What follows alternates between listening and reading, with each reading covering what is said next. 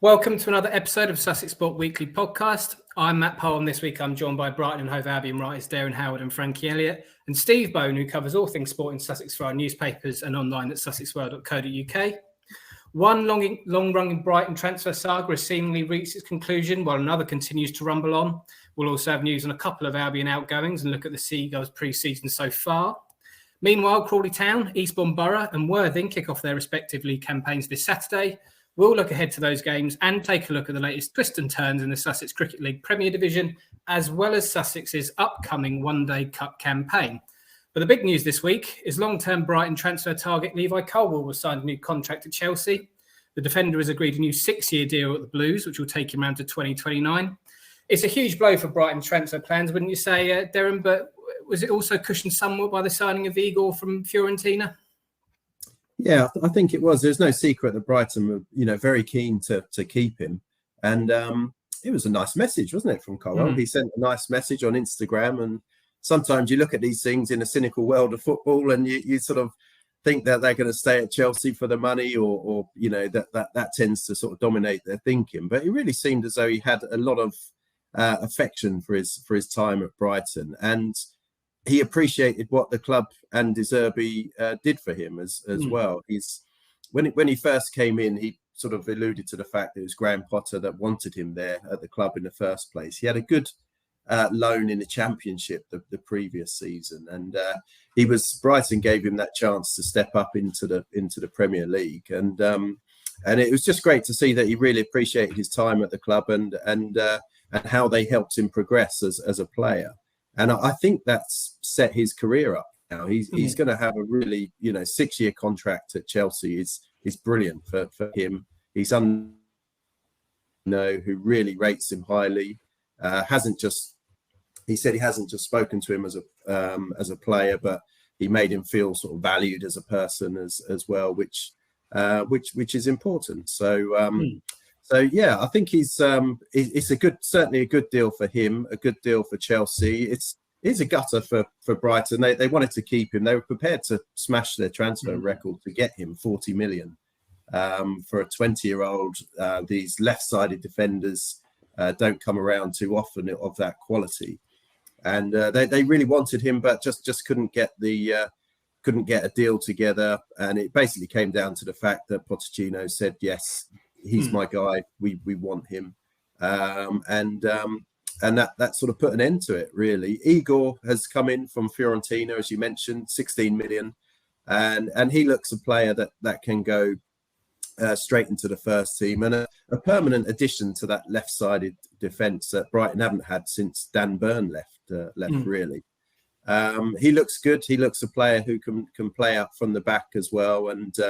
Sometimes Brighton have looked a little bit lopsided sometimes with Adam Webster or Lewis Dunk on that left side of the defence. They're not natural in those areas. So I think how it's going to work is Dunk and Webster will probably rotate on that right side of the centre-back throughout the season. And then you'll have Igor playing on that left side of the defence as well with Estupiñán on the left-hand side. So I think, yeah, it is a shame that Brighton couldn't get the deal for Colwill, but Igor looks a solid and a very promising guy to come in. You mentioned it there, Derren. Colwill delivered an emotional farewell messages to the Seagulls fans after opting to stay at Stamford Bridge.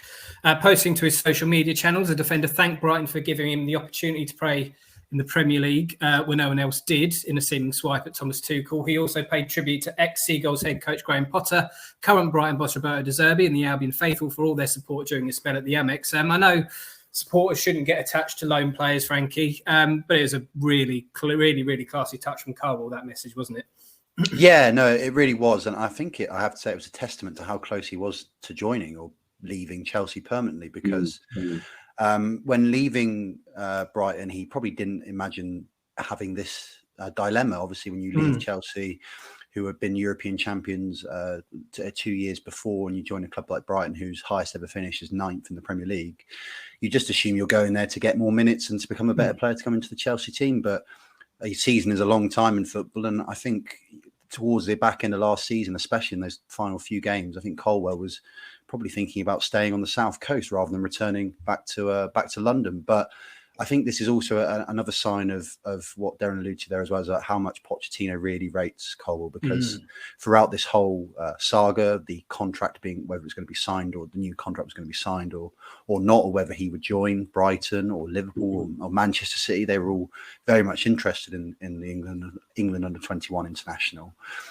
Was that he wanted game time. He wanted game time because he wanted to stamp his authority in becoming a senior member of the England squad. He wanted to win his first cap for Gareth Southgate's side, and also to become one of the leading defenders in European football, which a lot of people have hyped him around being, or potentially being. So it seems to me that Pochettino has offered him that and guaranteed him that. And I think that's a huge statement from Poch. I think, he's already got someone like Benoit Badiashile in that left-sided centre-back role. He didn't have to make Colwell a priority player, but he has. And Chelsea don't have a long history of bringing through their academy products. They've produced an awful lot of those players, but not many have made it or stayed in the first team. So Pochettino making the statement and Colwell signing such a long-term deal means that this might be the first or one of the first youth team players to really become a staple of the Chelsea squad for years to come. The only downside I can really see to it is that with Colwell being on a contract till 2029 and Benoit Badiashile being on a contract till 2030, while that means that Chelsea don't have to buy a left-sided centre-back for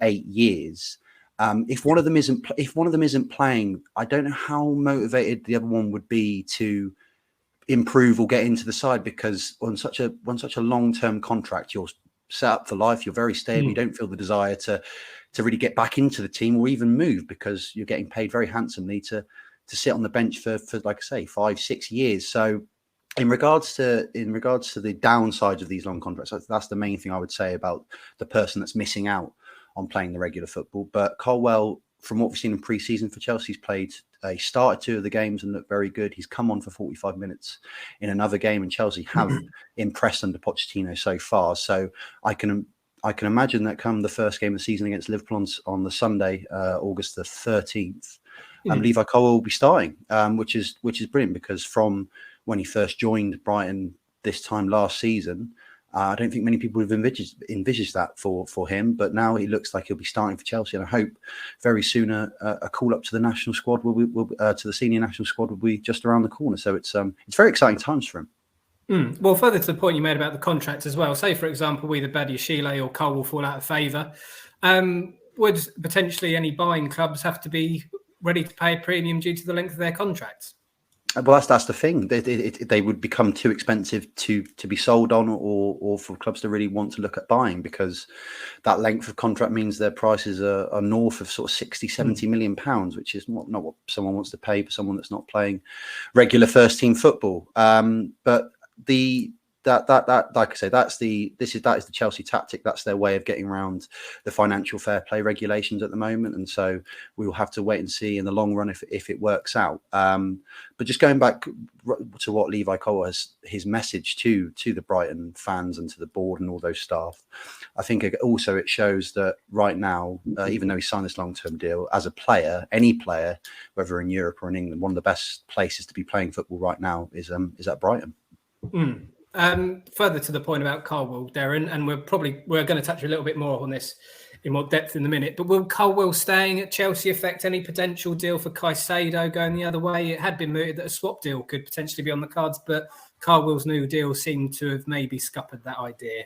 Yes, yeah, that was always in, as far as we know, that was always in Brighton's thinking, to arrange with a swap deal, including Colwell.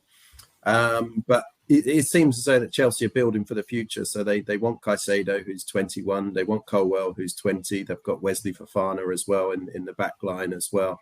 And they're really trying to look at this as a long-term project as well. So I think them keeping Colwell, I don't think it will really affect the Caicedo deal too much. Brighton would have been open to a part exchange, but they're also want to make sure that they get maximum fee for Caicedo. That is their only focus now, is that they achieve this 100 million valuation which they've put on him.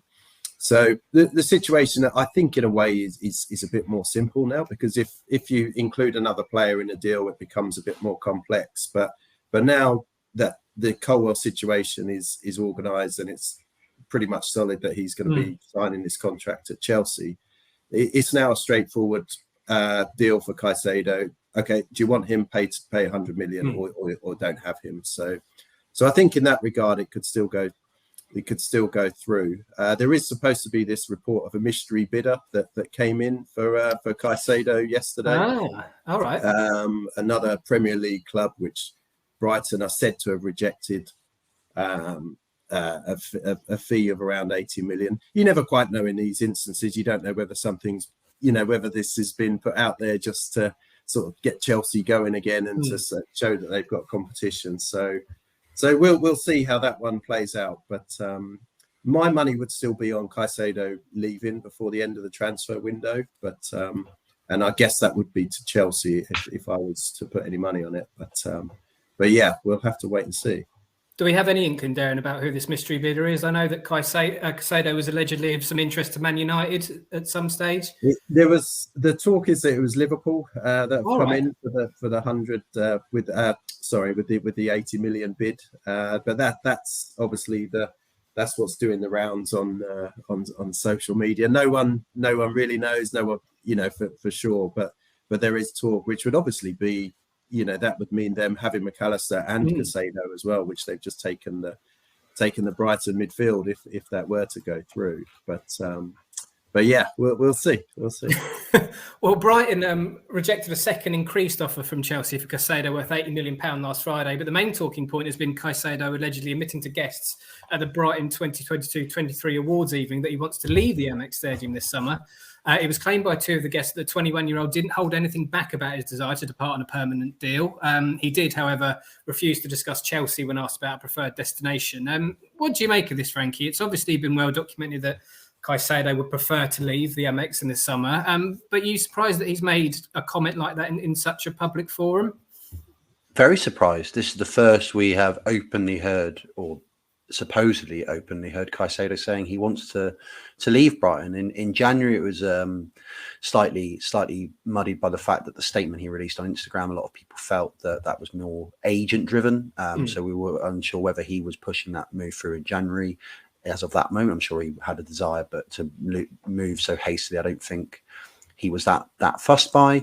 And then De Zerbi was saying sort of in February, March time that his head had been a bit all over the place after the January transfer window, but towards the back end of February or towards the middle of February, he got him back on track and was still giving his all for Brighton. So there was rumblings there that Caicedo was wanting to move on, but there was no, he was not showing it on the pitch. He was still playing at the highest level.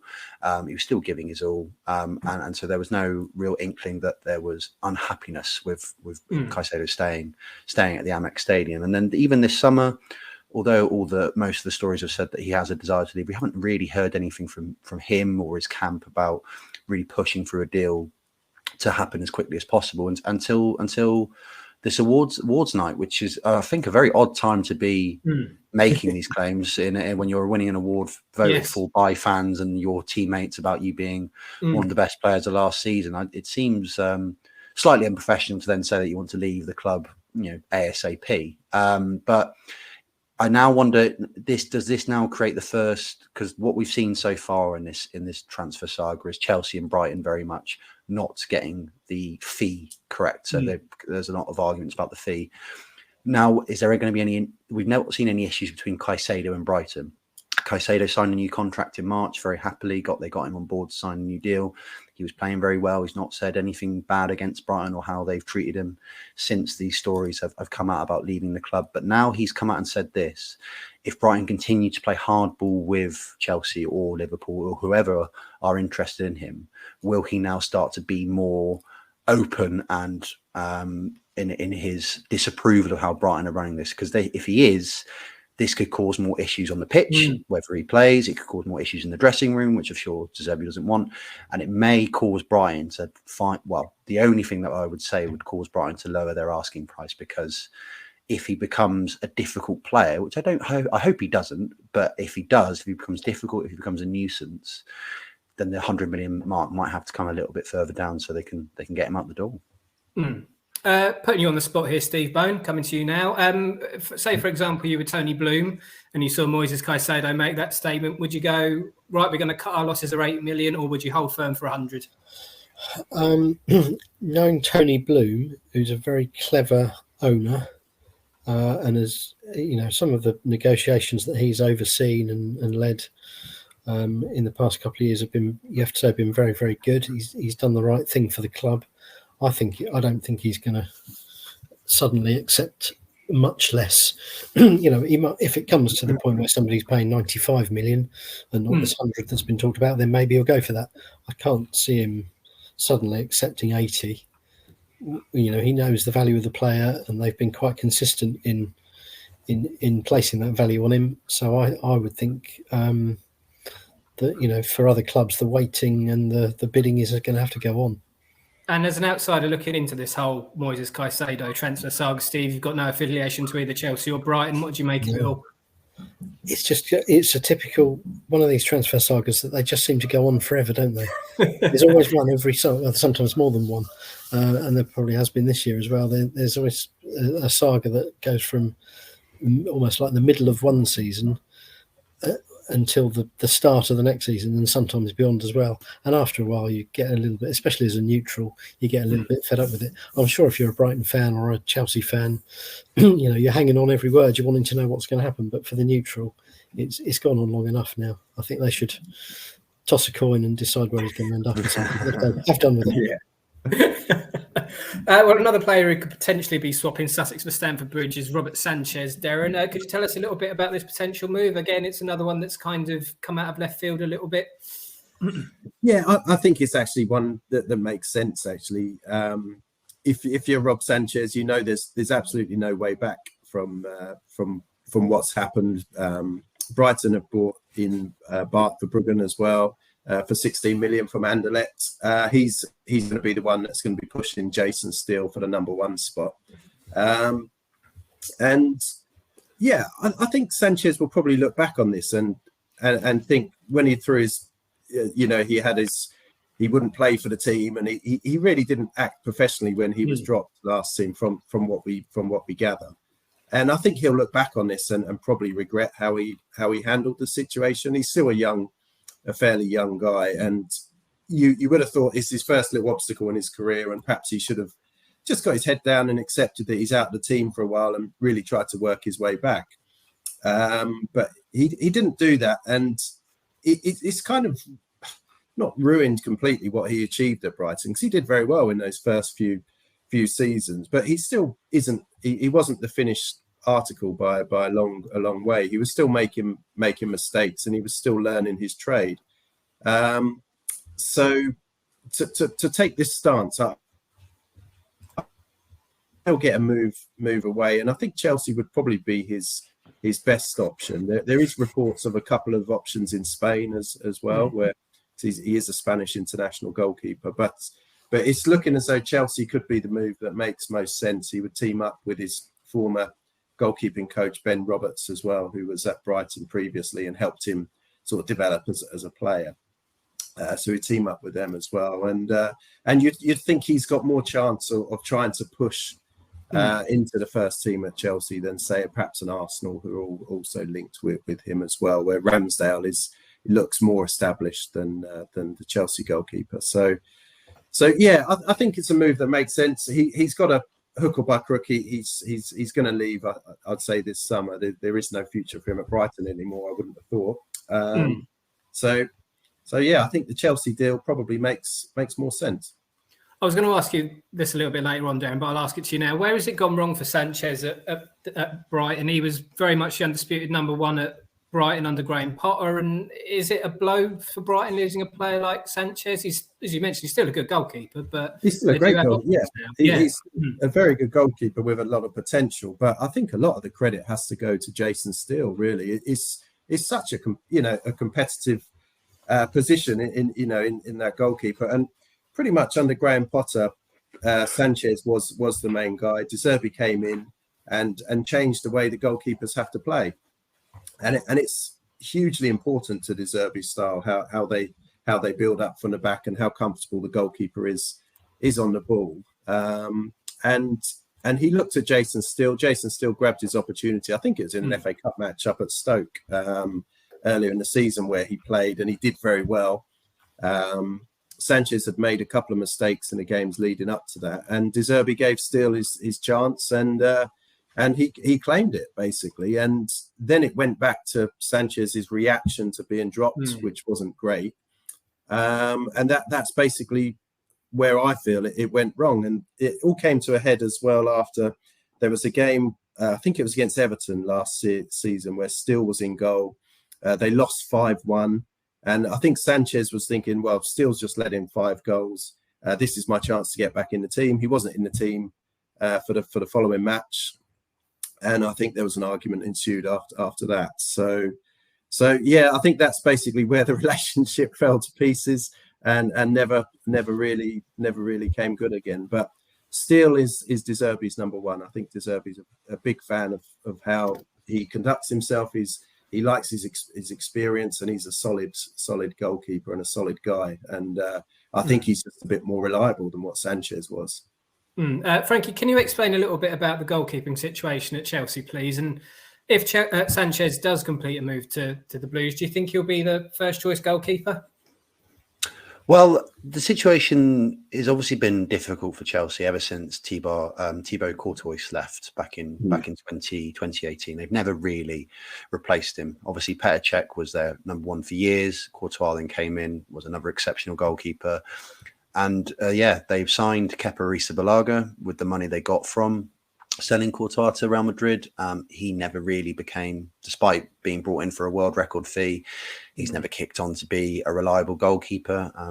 But yet he still seems to be there and still seems to be trusted. I think it's the same thing that we've seen with Steele, is that a lot of managers like Arrizabalaga because he's very good with his feet. However, he doesn't seem to be very good at much else, which is not particularly helpful, especially when the situation at Chelsea or another big club is you don't really receive many shots on your goal, because obviously Chelsea are normally dominating games, but every shot that does seem to go on his goal normally goes in. So that's never helped his cause. They signed Edouard Mendy in 2020 as a sort of to challenge Kepa.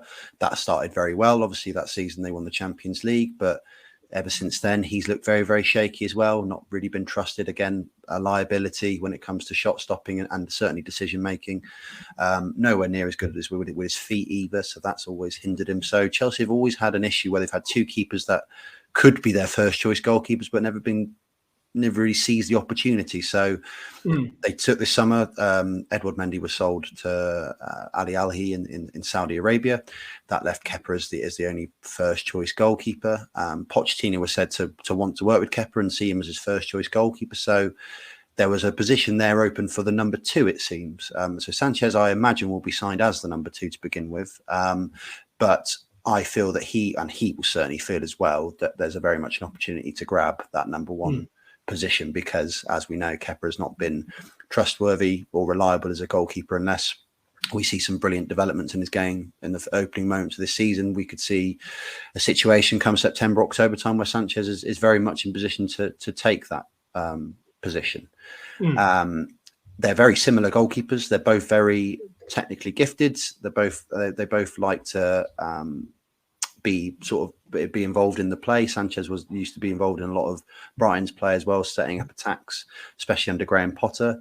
But both under the high ball, dealing with set pieces, dealing with crosses, both of them are very, very shaky. So I don't think it's really solved Chelsea's goalkeeping issue. I don't think Sanchez is the man that will come in and take down that number 1 spot and be that's crisis averted. But he certainly, for himself personally, will see it as an opportunity to play for one of the biggest clubs in England, one of the biggest clubs in the world, and become their regular first choice goalkeeper, because it's not a player that he's coming into that has established himself in the side. So I think it's a very, very good move for him. But I don't think Chelsea fans will be too optimistic about the signing, truth be told. Well, one player who has left Albion, albeit temporarily, is striker Dennis Undav. The 27-year-old has joined Bundesliga club Stuttgart on loan for the 2023-24 season. Are you surprised by this, Frankie? We looked like we were starting to see the best of him towards the back end of the last season. Yeah, we did, but I think it was almost too little, too late in some regards. I think it was very nice to see him turn it around, because it was such a shame. It was such a disappointment to all fans and journalists alike to watch a player that had scored so many goals in the Belgium league and had been signed for not a massive price, but had been signed for around £10 million the summer before. I think a lot of fans were looking forward to him coming in and solving Brighton's goal scoring crisis, which they had under Graham Potter, of course, was the fact they didn't seem to have a striker that could put the ball in the back of the net, but just wasn't up to speed, wasn't up to standard, looked miles off every time he did come on. He didn't get many opportunities either, to be fair to him, due to the performances of Danny Welbeck and Evan Ferguson. But like I said, from the FA Cup semi-final onwards, where he came on and had his poorest game, I think, he then really turned it around and was, I think, Brighton's highest goal scorer towards the last 8 games of the season. So he was working hard, but I think the signing of João Pedro means that it's just a case of the numbers game. Danny Welbeck is an established Premier League striker with all that experience. He's obviously going to stay. João Pedro is a new man, £30 million. That he's obviously going to be part of De Zerbi's first team plans. And then Evan Ferguson is the wonder kid, the young boy that has really made his way into the team for a great first season in the Premier League. So when you're looking at the way De Zerbi plays, he normally plays with one striker. If you've got 3 strikers in your arsenal, that's more than enough for the season normally. So Dennis Undav has just been done by the numbers game because he can't be trusted as much as those 3, simply. But now, I've said this before, the Brighton loan system does not mean the end of the world for these players. So it's not the case of he's being loaned out to be sold. I believe that obviously Danny Welbeck is nearly reaching, I think, 34, 35. He's coming towards the end of his career. I think the club will tell Undav that, listen, if you give, the Bundesliga is one of the top European leagues. If you shine, if you show that you are, you can score regular goals in that league and play well, there's still a position for you in this side going forward. We've seen this with Alzate and Adinga coming back into the first team setup this summer from successful loan moves. So it's disappointing for Undav, but I think it's an opportunity for him to continue to show that he can play at the highest level, because we saw glimpses of it towards the end of the season. And there's still very much a case for him to be a member of the Brighton squad in future seasons. Frankie's mentioned it there, Derren, that some Brighton fans and some journalists considered Dennis Undav's first season a disappointment. Would you agree with that?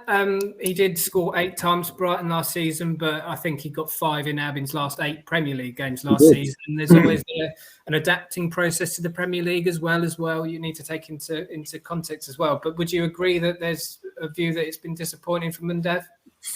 It was very mixed, wasn't it? I like him personally. I think he's a really good striker, and I think he would get goals in the Premier League for sure if he's playing. He had to adapt. He was at Union. He was very much scoring goals. He was a poacher. That was his role in the team. Everything was made so that he was on the end of the crosses. He was on the end of all the through balls. Whereas at Brighton, he had to change a bit. He had to come deeper, and he was playing in slightly different positions. So that must have taken him a while to suss out exactly how he had to play in De Zerbi's lineup. But yeah, I really like him. I think it, like Frankie, if he has a good season in the Bundesliga, scores a bag full of goals, I think there is a way back for him, because Danny Welbeck, he's maybe, I don't know, it's difficult to say with Welbeck, because it's maybe he's had a lot of injuries. Maybe he's got one more season left in the Premier League, and he might be the type of player who would be looking at the Saudi money thinking, oh, that looks quite nice. So one more season at Brighton, and maybe look at that. But you never know. But with Undav, I think there could be a way back for him. But he's still very ambitious. He has spoken previously about looking at getting in the German national team as well. And if he scores regularly in the Bundesliga, there's not that many, like proven goal scorers in the German setup at the moment. So there is an opportunity for him there as well, which I'd personally love to see him take. Finally, on the transfer front, Derren, Aaron Connolly has joined Hull City. Not a surprise, really. I don't think he had much of a future at Brighton. Well, no. It's if he was way down the pecking order. With, as Frankie's mentioned, you got Evan Ferguson, João Pedro, Danny Welbeck, Undav had to go, so Connolly and Zakiri, who are those couple of other guys that are on the books still.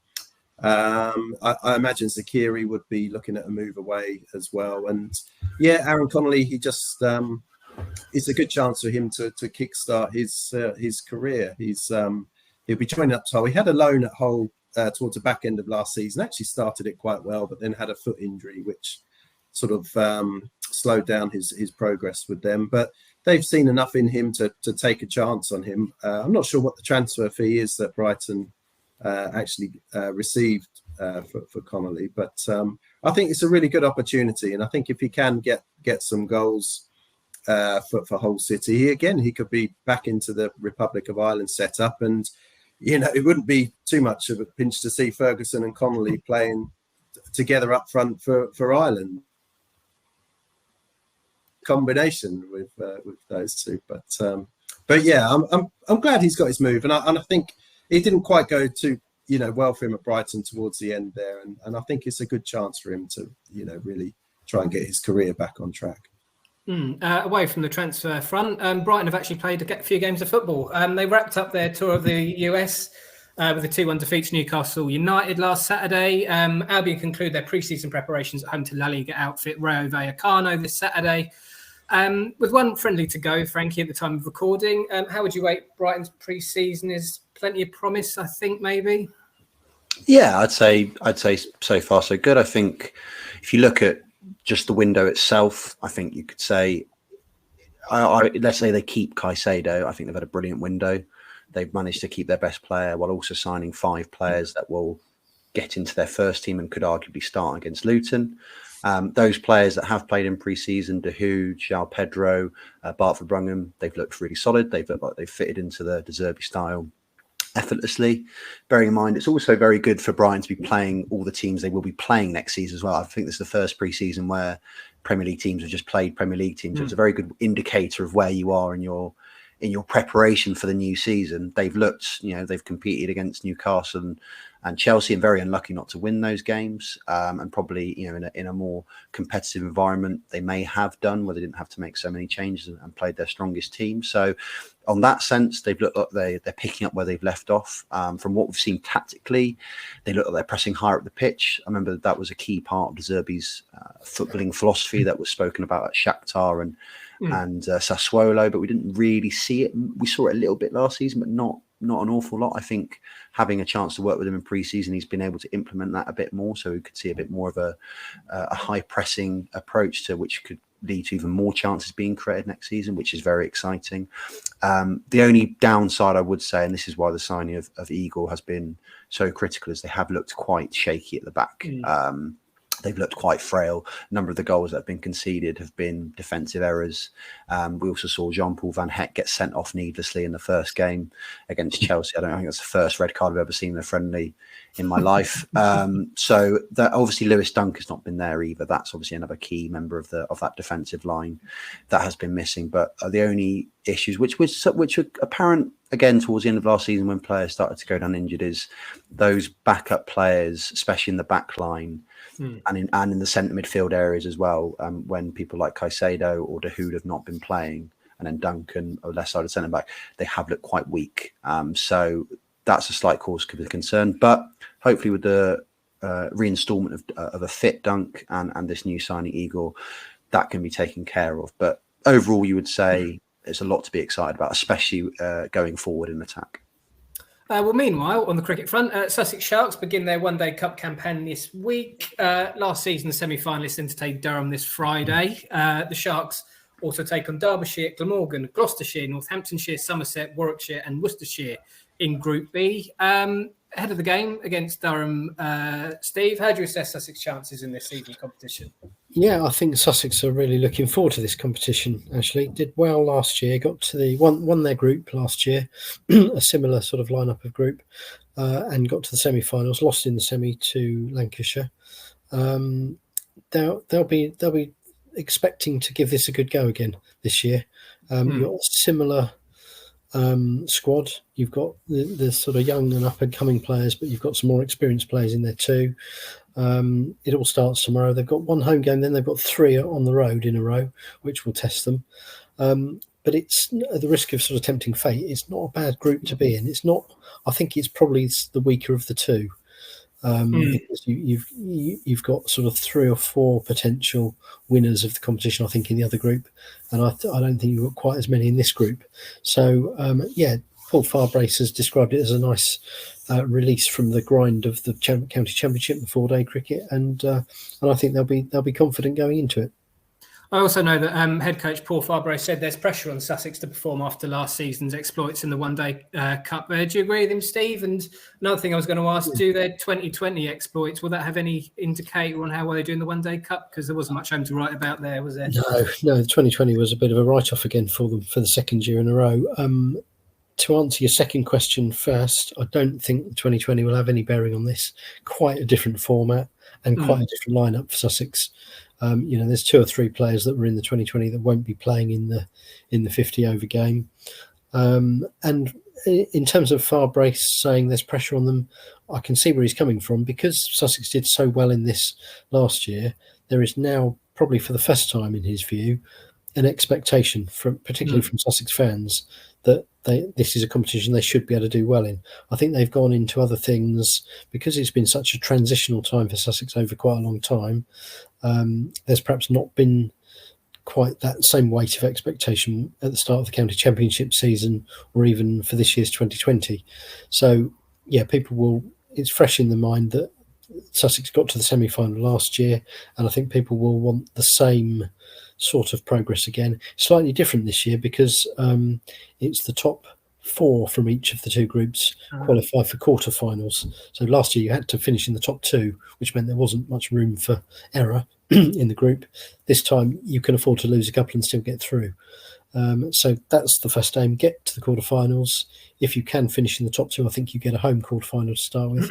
So it's go from there. And Sussex have got some good players coming back into contention for this.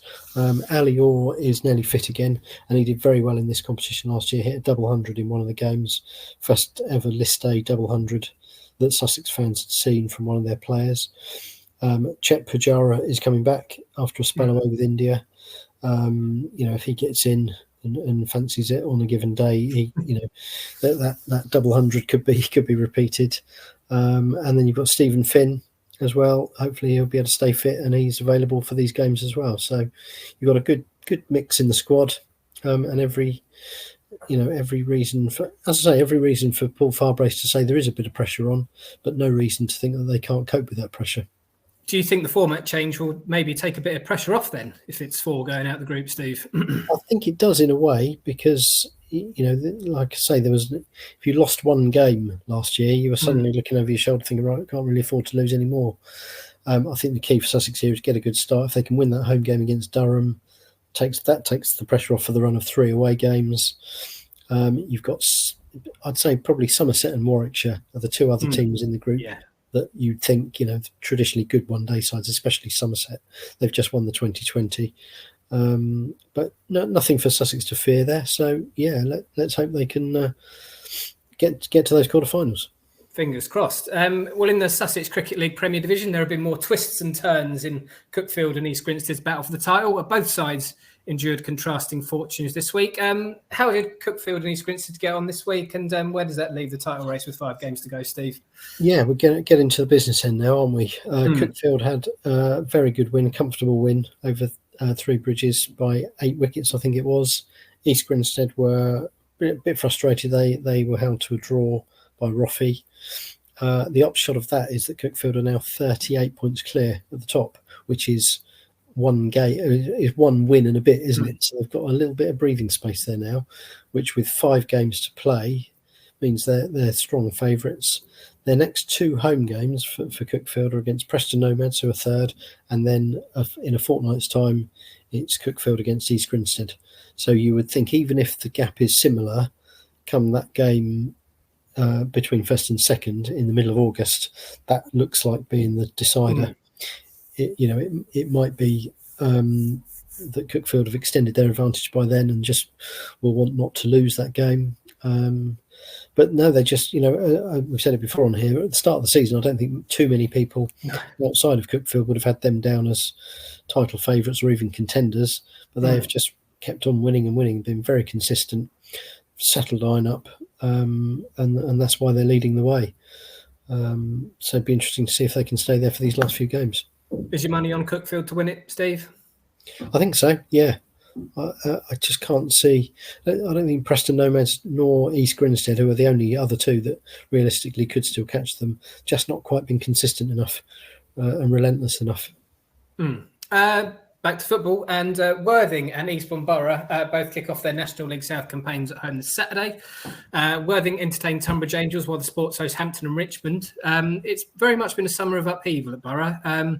The club has a new owner, a new manager, and a host of brand new players. But despite this, Steve, you've been impressed by Borough in pre-season, haven't you? How have they got on over the summer, and how do you see their season going at this very, very early stage? Yeah, they've done very well. I think, I was a little bit sceptical when the new owner took over at the end of last season. He came from nowhere. We didn't know much about him. There was a lot of talk about all the money he was going to be putting in. Changed the manager within his first week of being owner, which was a surprise to many people. Announced that they were going full-time, which is a big step for any club to take, especially at that level. But I have to say, so far, everything he's touched has turned to gold. He's got Mark Beard in as manager, who is certainly talking a very good game and seems to be overseeing a very good game. Eastbourne's results in pre-season have been very good. They beat AFC Wimbledon last week. They held Charlton to a draw. They've played a couple of other teams. I think they beat Aldershot as well, who are a division above them. And I know results aren't everything, but from our people that watch Eastbourne Borough, it seems the performances have been there as well. They've looked very energetic. They've got a squad of about 18 players who have been in and out of the starting 11. So he seems to have recruited very well and very quickly. It's almost a whole new team. I think there's only 3 players left in the squad from last season. And that doesn't always work, but so far so good. And you have to say that they've gone about things the right way, given themselves a chance. And I think there's probably a lot of other clubs in National South that will be looking over their shoulders a bit at Eastbourne Borough and thinking, right, this is going to be a hard game, and this is going to be a team who are at or near the top of the table this season. And Worthing, Steve, how have they fared over the summer in terms of friendlies and recruitment? Are they well positioned to better last season's run to the playoff semi-finals? I think they are now. Yeah, they had a little bit of a dodgy run of results. They lost 3 home friendlies in a row, which is quite unusual for them because they're quite a strong team at home. They lost to Bognor, #United and Gosport Borough, all within the space of about 10 days. And at that point, you were thinking, well, is this, are they going to have a difficult second season in National South? But actually, I think the reality is that Adam Hinshaw was playing some quite experimental sides, a lot of youngsters, quite a few trialists in those games. When he then to sort of turn things up a bit and played a stronger team against Horsham last weekend, as you know, from covering Horsham. Worthing won quite well. They won 3-0 at Horsham. Since then, they have beaten Littlehampton Town with a very young team when they ended up with a few 15-year-olds on the pitch, in fact. And then Wednesday night, they beat Broadbridge Heath on penalties in the Sussex Community Shield. And may I just make a plug at this point? Do go onto the Sussex World website and see the goal that Finlay Chadwick scored to take that to penalties. He scored from not just inside his own half, but behind his own centre circle. He scored from about 60 yards to sort of save the game for Worthing.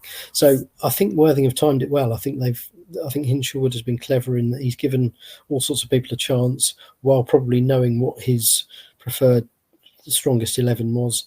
He's now getting that strongest 11 out gradually, and they look to be in good form. So I think playoffs again for them, certainly a possibility. I do recommend watching the goal if anyone hasn't seen it, by the way. It's a very, very, very good goal. Meanwhile, in the Football League, Crawley Town opened their League 2 campaign at home to Bradford City this Saturday. The Reds rounded off their pre-season with a 2-1 win at non-league Bromley last weekend. Ahead of the Bradford game, the Reds have signed defender Will Wright from Gillingham, but because the club can never have nice things, they bid farewell to Ashley Naderson, who has moved in the opposite direction. Best of luck to Crawley Town, Eastbourne and Worthing in their league campaigns, and best of luck to all the Sussex competitors in this week's, I think it's extra preliminary round of the FA Cup. You can catch all the latest sports news covering everything we've talked about today at sussexworld.co.uk/sport. Anything else you'd like to talk about, chaps, that we may have missed? Or are we all good?